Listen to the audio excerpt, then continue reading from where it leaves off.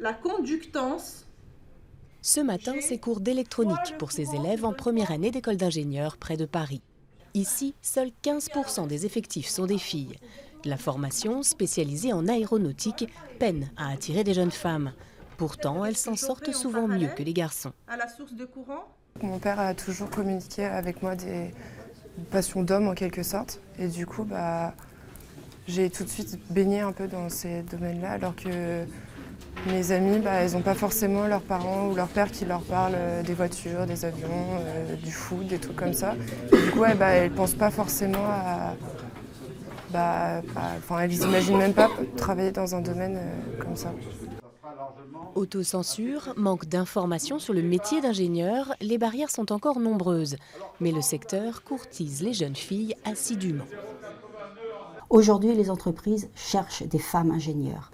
On est à l'ère de la parité. La parité, ça n'est pas seulement des chiffres et du sectarisme, c'est au contraire la complémentarité entre les jeunes femmes, les jeunes hommes et dans l'aéronautique comme dans tout autre domaine. Dans l'industrie, seul un ingénieur sur 5 en moyenne est une ingénieure. Et plus on monte dans la hiérarchie, plus la proportion de femmes baisse. Karine Boissy-Rousseau fait figure d'exception. Sous sa coupe, 450 personnes et une trentaine de gros clients, des hommes pour la plupart.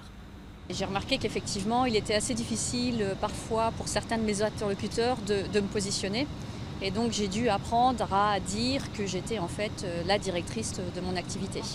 Pour attirer davantage les femmes, l'industrie doit aussi se pencher sur l'inégalité salariale. Aujourd'hui, un homme touche en moyenne 30% de plus qu'une femme ingénieure.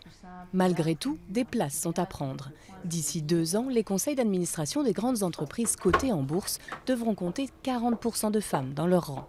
Début 2015, aucune entreprise du CAC 40 n'a de femme PDG.